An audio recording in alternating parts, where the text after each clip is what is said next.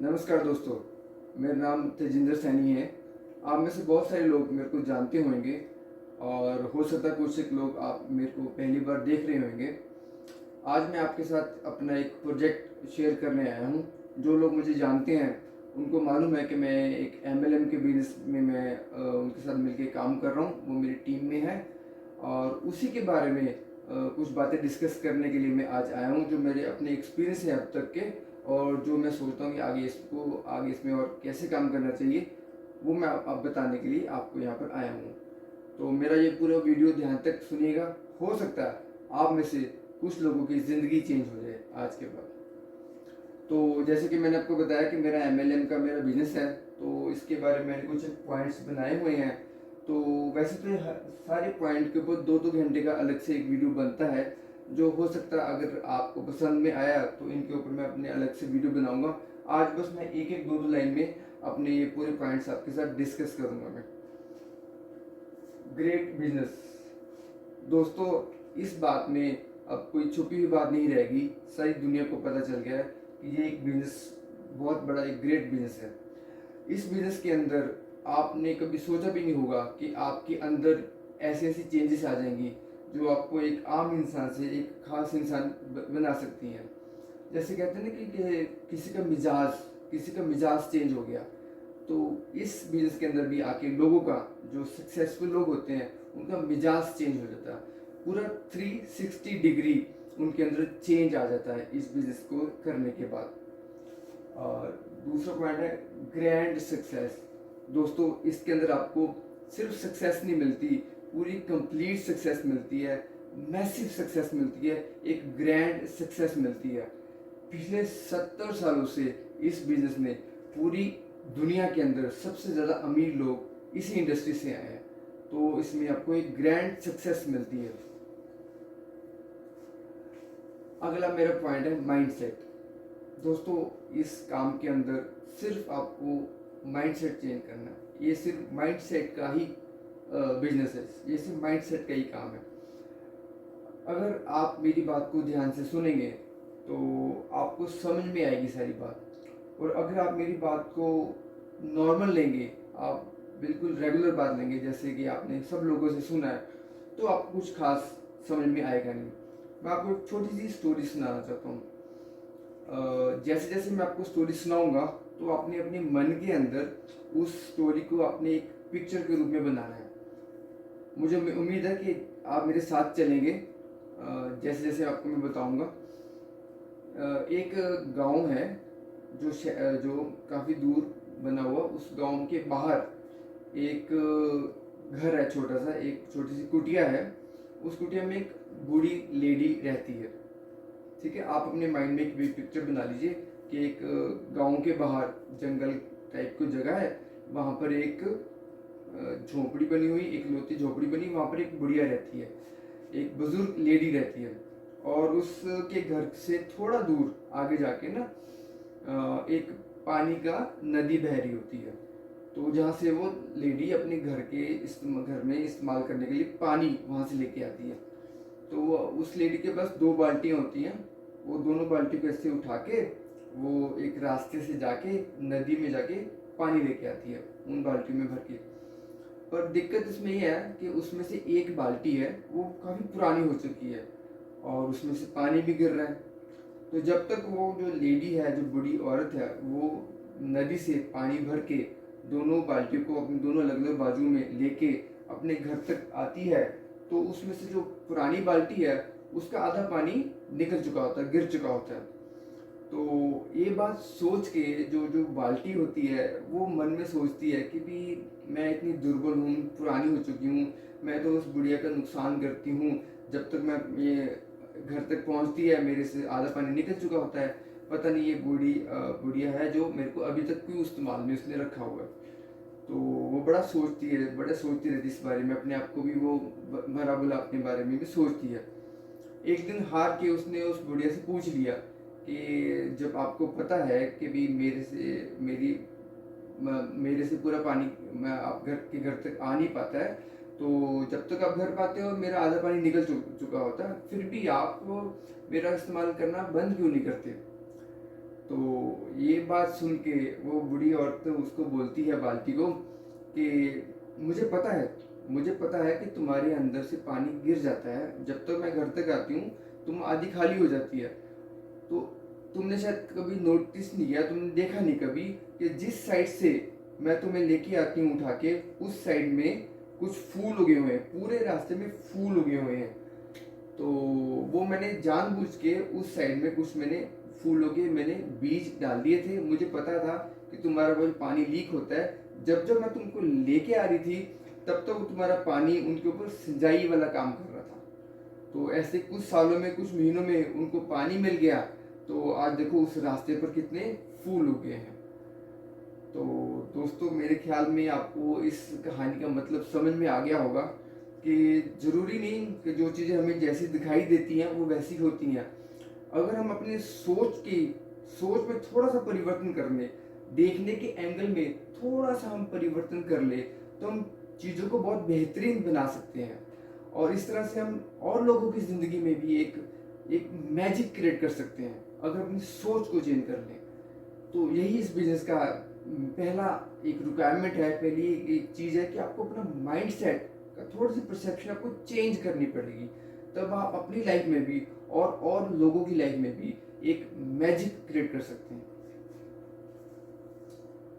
Education, दोस्तों, ये business education का है।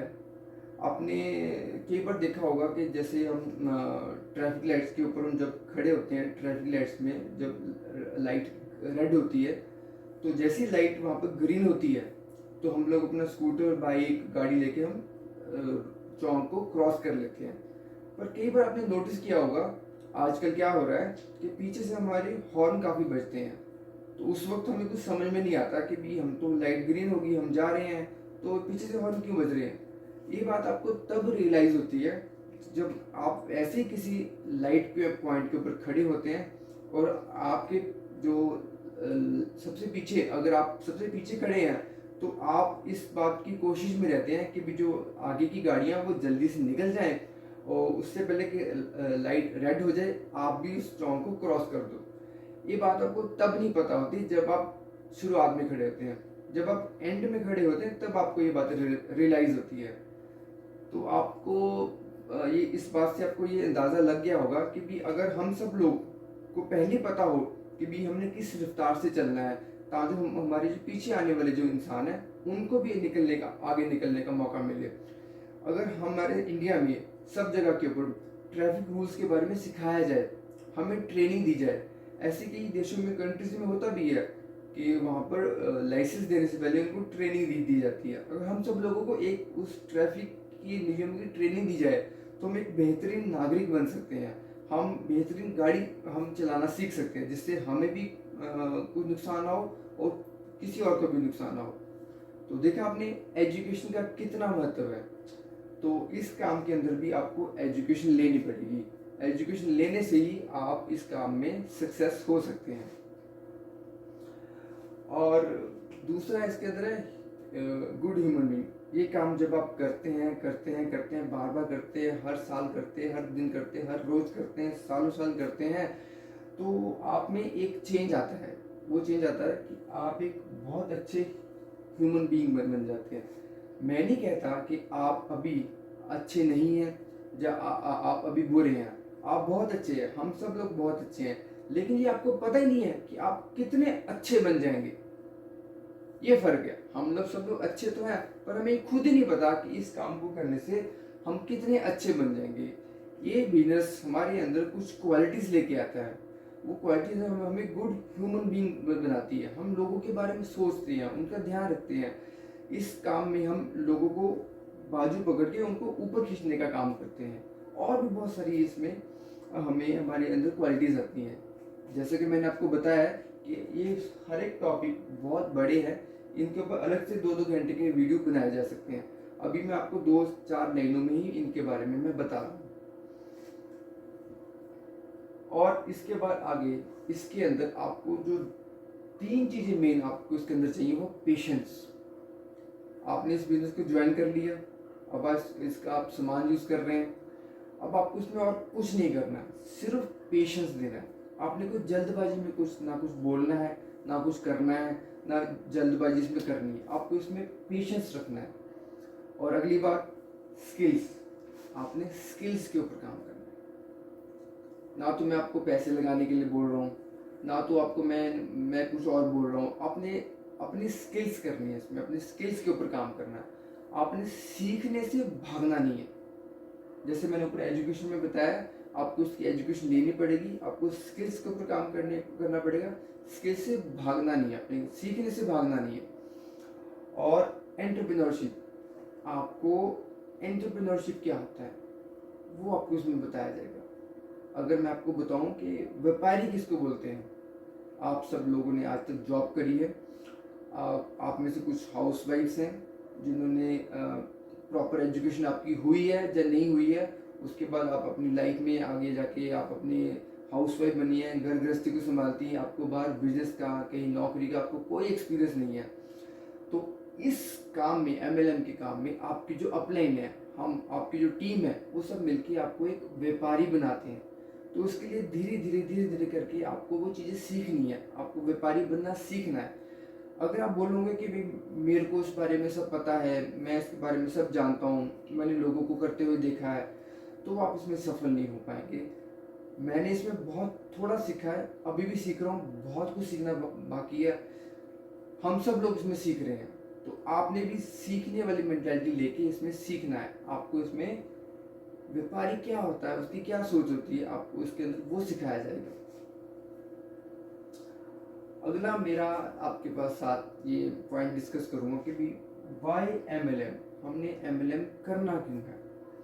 मैं अपनी लाइफ में बिल्कुल ठीक हूँ, जो कमा रहा हूँ ठीक हूँ, मेरे को मुश्किलें तो हैं, पर जो भगवान ने दिया सब ठीक है, जो किस्मत में होगा सब ठीक है। अक्सर लोग ऐसे कहते हुए पाए जाते हैं। लोग बोलते हैं जो दिया भगवान ने, जो किस्मत में होगा मिल जाएगा। तो मैं एमएलएम क्यों करूँ? बिल्कुल सही सवाल है। हर नया इंसान जब उसको इस कॉन्सेप्ट के बारे में बताया जाता है, इस ग्रैंड सक्सेस के बारे में बताया जाता है, तो एकदम से वो घबरा जाता है, फिर वो डिफेंसिव हो जाता है, तो ऐसी ऐसी वो बातें करता है।